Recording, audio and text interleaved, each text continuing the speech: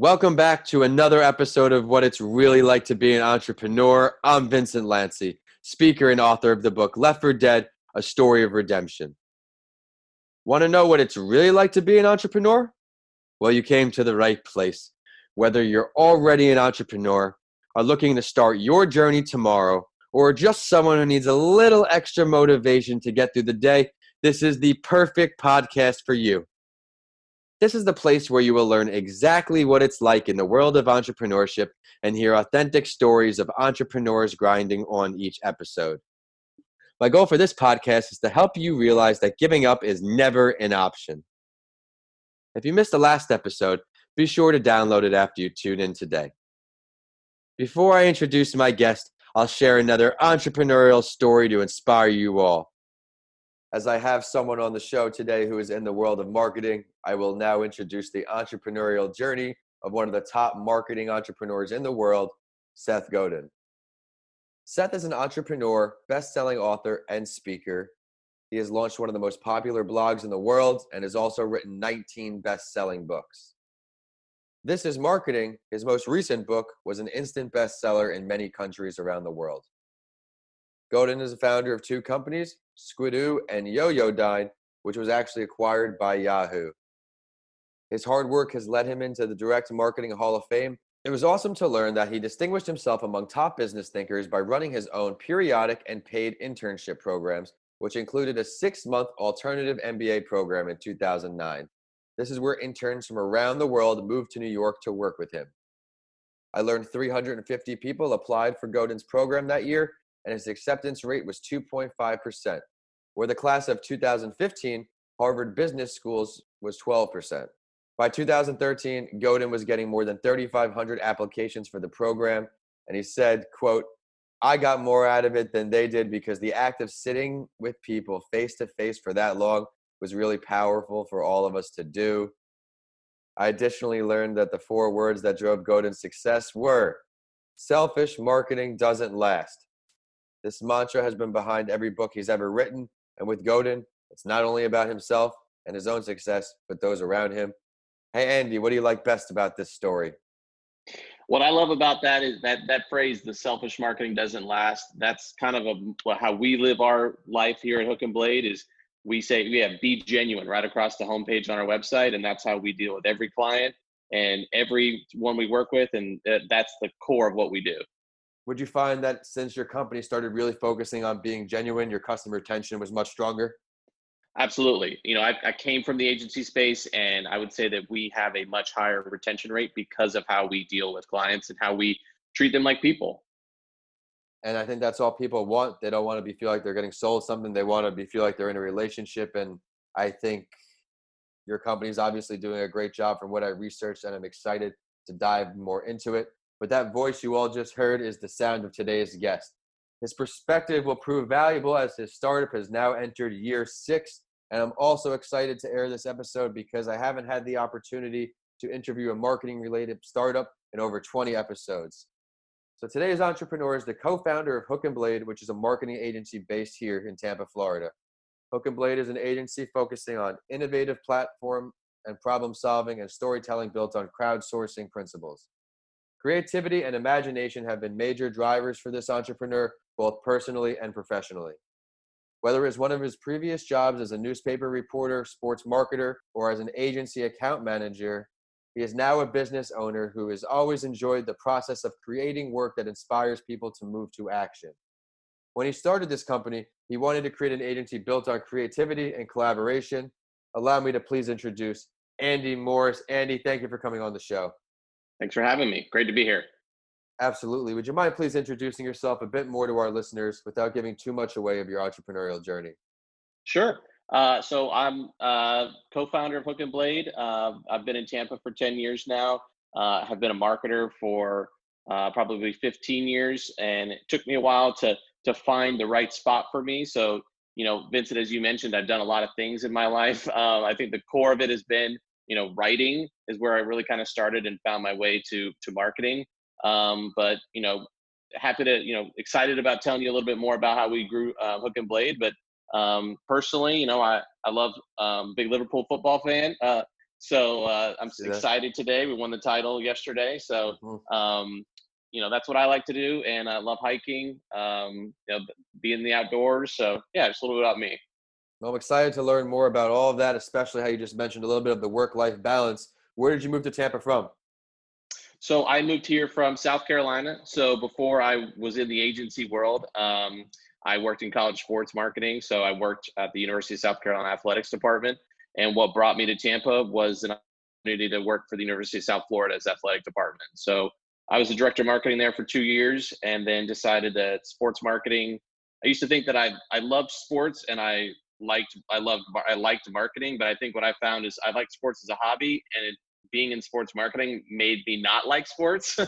um, so I decided that marketing was what I was really going to be good at for my career and what I wanted to do. So then I, decided to make the move to the agency world and, kind of have sports be my time away from work instead of my actual work. Yeah, I can understand that. Right now, Mr. Coronavirus, there are no sports, and that's one of my major hobbies as well as watching sports. So hands are kind of tied here. Definitely feel it. I'm a big English Premier League fan.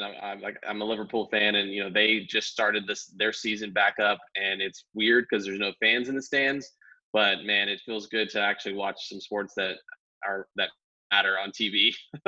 Yeah, well, while we're on this topic, before we dive into the big five, we're talking about how we have no sports on TV and things like that, but your business is still working, right?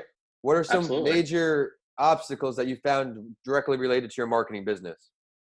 As it pertains to coronavirus situation, Yeah, how has things kind of changed up for you?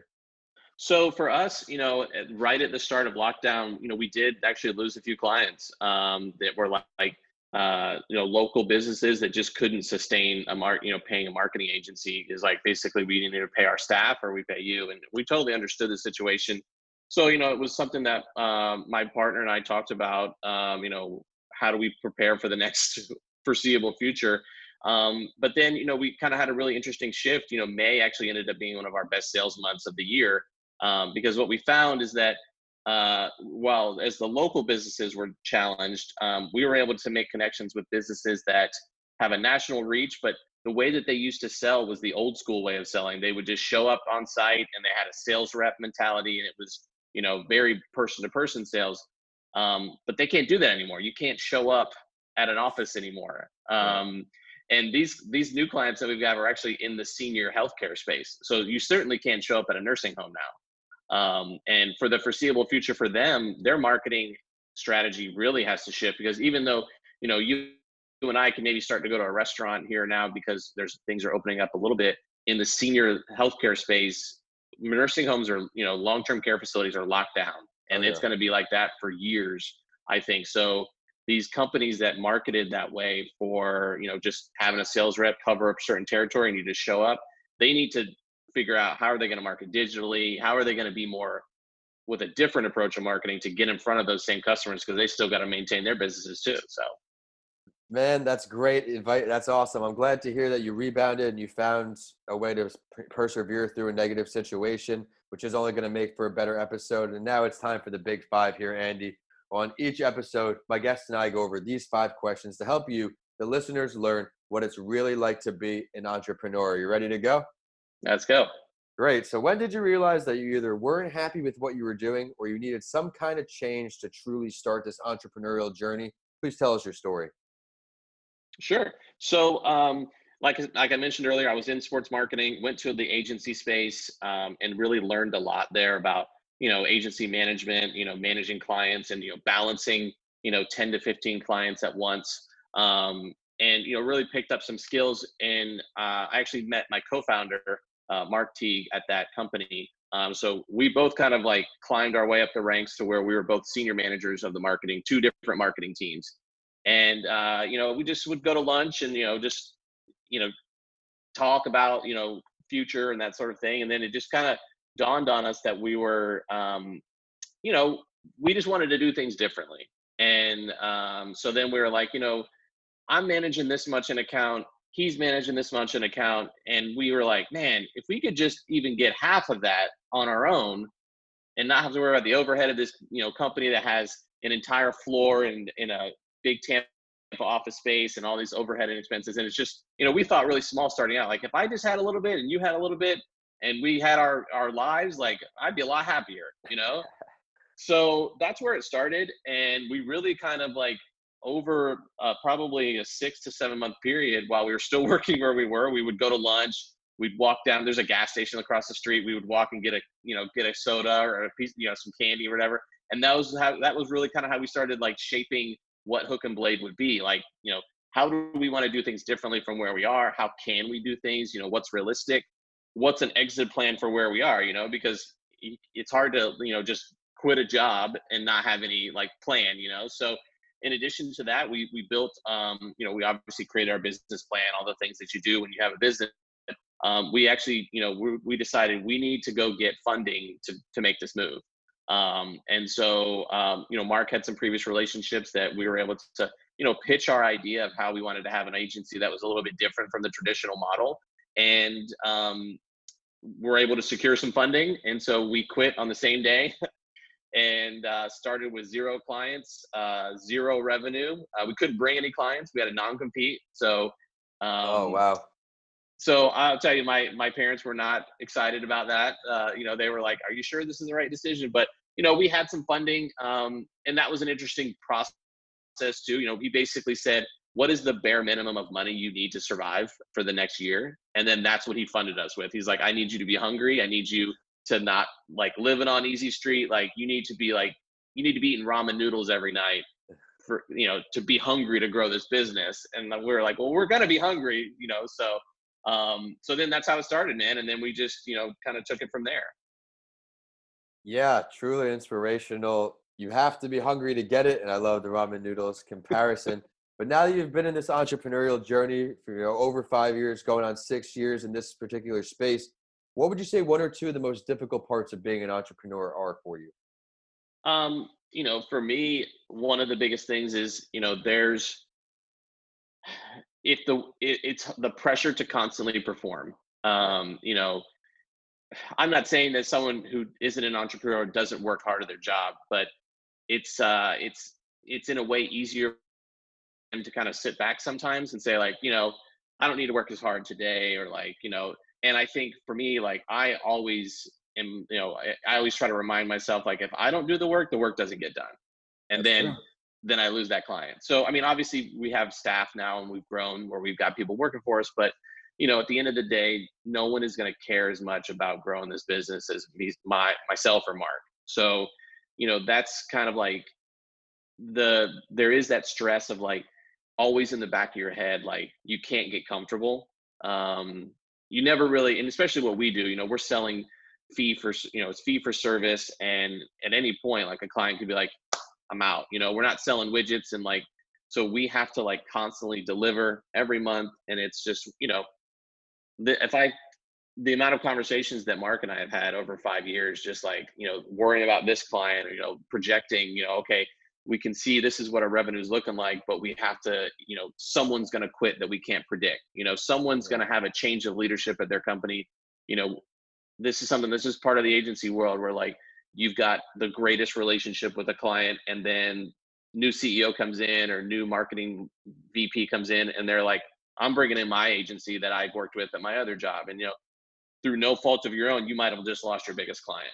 And then, so Wow. you constantly have to be just grinding, I mean, like it's a cliched phrase in the Yeah. entrepreneurial space, but like, you just constantly gotta be working all the time. And like, there is that stress sometimes. And, sometimes you just want to be like, I just want to take a break. And it's like, not that I don't take vacations and stuff when Yeah. I can, but that pressure is probably what is one of the most challenging things.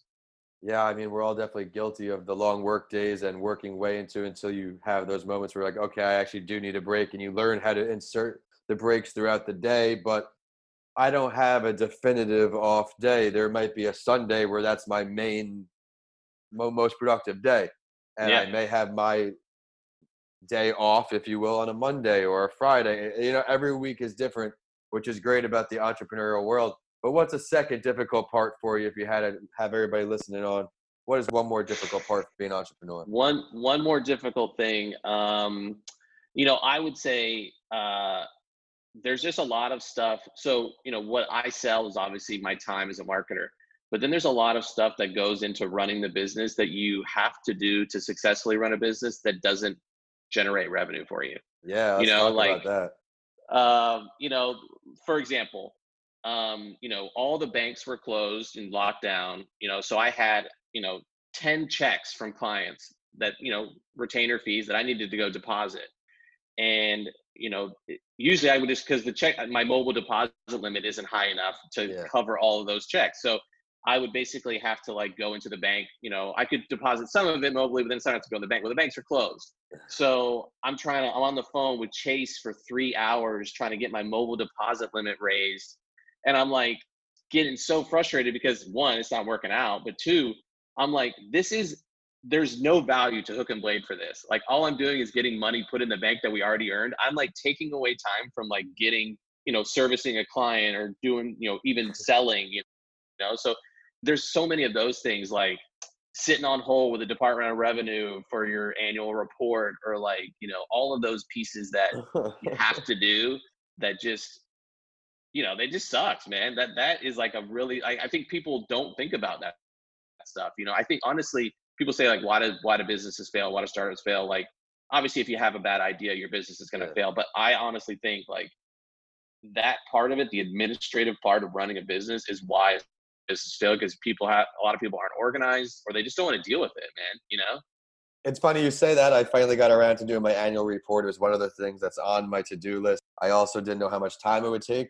Granted, it was just pay a fee, but I had set aside the whole morning for it because I assumed it would take quite a bit of time. But that, yeah, I mean, there is a ton to do, and the late fees are substantial. So Oh the yeah. late fee for this one was $400, and all you did, it took 4 minutes to complete. Yeah. Yep. Uh, But you got to, it's just one of those things that sits as a pin task, yeah, in your yeah, email. It's like, I got to get around to that. I got to get around to that. And then, just like that, those things add up. And, as we have grown tremendously. as a business where we have, you know, we have, counting myself and Mark, we're 4 full-time employees. We have an intern, we have a lot of vendor relationships. There's like this administrative part that has just continued to grow. That is like, it just has to be done, but it sucks. It's always learning as an entrepreneur. The learning never stops. If you could think back and think to your greatest lesson learned or greatest failure, what did it teach you as a learning lesson? Why is it still stuck with you all the way until today? Um, so this is something that, it's really something that has happened recently, that is probably one of the biggest lessons I've learned as a business owner. Is, last year, I really paid a price to learn the valuable lesson of contracts, and making sure your contracts are tight. Um, I'm a pretty laid back guy. My partner's a pretty laid back guy. And then for a while there, we had contracts with people, but we kind of operated like, hey, you're a good person, I'm a good person, like, let's Mhm. work together. And like, you're gonna send me the check on time, and we're gonna do the work for you. And it was almost, too casual, I mean, admittedly. And we paid a price last Mhm. year for I mean, I'm not gonna name any names or Yeah, anything, yeah, but yeah. um a company that basically stiffed us out of $35,000. Wow. Um, so it was a hard lesson, because we had done the work, and the guy just said, "Yeah, I'm not going to pay." Uh, and so it's one of those lessons where you know, you know, you want to believe the best from people, but you also got to protect yourself. And so what we've learned from that is, from there, I've completely changed how we do contracts. I've put together a much more organized process in storage for our contracts. But I've also changed our billing policies too, and like the way that we would bill. So like, to get a little in the weeds, like the way we used to bill is like, we'd invoice you to start the project, and then we'd, like, for, let's say a website, for example, we'd Okay. invoice you to start it, and then we'd invoice you right when it's done. But what I have found is like, that can be a long lead time to getting paid. And if people pay along the way, they feel a little bit more like engaged, and you do some work, you get paid. You do, instead of like, I work for 6 months hoping for this one big payoff that Wow. maybe I got stiffed on. So we basically changed our billing to be more phased billing. Um, so yeah, man, I mean, that's something that's still like, Mark and I were talking about the other day. It's just something that haunts us. And it's one of those situations too, where from a legal perspective, there really wasn't much we could do, On a um, contract, yeah. so it was basically like we kind of just had to live with it and swallow it. So Yeah, the ups and downs of being an entrepreneur, especially at that phase of startup. $35,000 is still a lot of money, but for that level startup, that's you know, it's astronomical. yeah, yeah, no, Man, it hurt. It hurt for sure. Um, but like we're still here, and we work with a lot of really great people that yeah. makes me feel. It was one of those things where I never felt like, oh, we're done for. We're gonna have to shut this thing down. It was just something that basically, Mark and I took a little bit of a personal Yeah. hit and said, let's just keep going and make it up. You believe in yourself and your confidence in your abilities and what you have to offer. There's no reason why you shouldn't remain confident. That's a great lesson for everybody listening on. But Andy, if you could choose to have a conversation and take lessons and learn from any entrepreneur, dead or alive, who would it be? So for me, it would be the founder of Patagonia, Yvon Chouinard. And a couple years ago, I listened to a podcast. Was interviewed. It's the How I Built This podcast series. That his story and like his perspective. It's like, look, we all want to make money and we all want to have a good life, but it's also like his perspective on how you treat employees. Like profit matters, but also like being a good person and caring about the environment and things like just being. It's not Yeah. it's not always about the dollar amount. It's about like what are you contributing to your employees, to your situations with clients. Like it's not just about like I need to make as much money as possible, and at the end of the day I don't care who I step on. And Yeah. so that's kind of like something that like I think about too, is like we always try to tell clients, and I mean we don't just, this isn't just like smoke we're trying to blow or whatever, but we are as invested in your business as you are. Like we want to be on this journey with you no matter who the client is. And like i don't I don't view it like this, and I know Mark doesn't. Like none of our clients are just a check that we get every month to do some work for. Like we care about the people we work with. And frankly, as a startup, we actually we like fired clients at the beginning because they weren't a good fit for us personally. Smart. um it's like we just kind of made the decision, like would I rather work with someone who is going to give me pain and suffering every day, or would rather work with good people? So but yeah, so his perspective on life is just something that and perspective on business is someone that I think would be great to have a conversation with him. So yeah. I think that's a lot of great lessons in there. If you treat your employees well, they're going to naturally be happier about the work they're completing, and that's going to drive profits up. It's all about how you treat people. You can give perks to employees that will improve their quality of life, that will want them to stay at your company. So you're right there. But if you had to pick a spot for this meeting with this entrepreneur, where would you meet him? Where would it be? I mean, Patagonia, man. Like literally in Patagonia, South America, man. That would be like a dream, trip for me. So that's like I mentioned earlier. I love being outdoors. I love nature. I got married in a national park. Oh wow. So like that's where I like to be, man. That this is what I do here pays my bills so that I can go do those things. Well, you have to remember to tag away then when this episode goes live. Hear it. Maybe you get that dream meeting. But you're Maybe. very ambitious, Andy. You've been doing great things, especially in the community. Where do you see yourself in these entrepreneurial endeavors in the future? We're going to look 1 year and 5 years. 1 year from today, what are we seeing from you? I hope you're seeing, more growth from us. We're adding another team member in 2 weeks, and so we're continuing to grow our staff. We're growing our skill set. And I see. Um, I think we're in a really great position because of marketing agencies like the top tier ones, and I think we, at our price point and what we offer and the value that we bring, can be really appealing to a lot of medium-sized businesses. And I think that we have a really good opportunity, as long as we get our message out there, to really grow our business. It's like so many businesses right now are like not even thinking that growth is an option for them because of coronavirus. But I think we have a unique opportunity to actually have one of our best years ever, because of how we position our services and really our price point too. I don't want to sell just on price, but I think value and price combined, I think we are in a really good position, because people are going to be like, should I hire this really high-end agency that's going to cost me this, or should I hire a person, which is also going to cost me this? We can be right there in that sweet spot. So I think that's probably a year from now. 5 years from now, we just celebrated 5 years June 1st, and Mark and I were talking about, like, I can't believe it's 5 years. So it's gonna go by like that. Oh yeah. But so I think when we started Hook and Blade, what does Hook and Blade look like?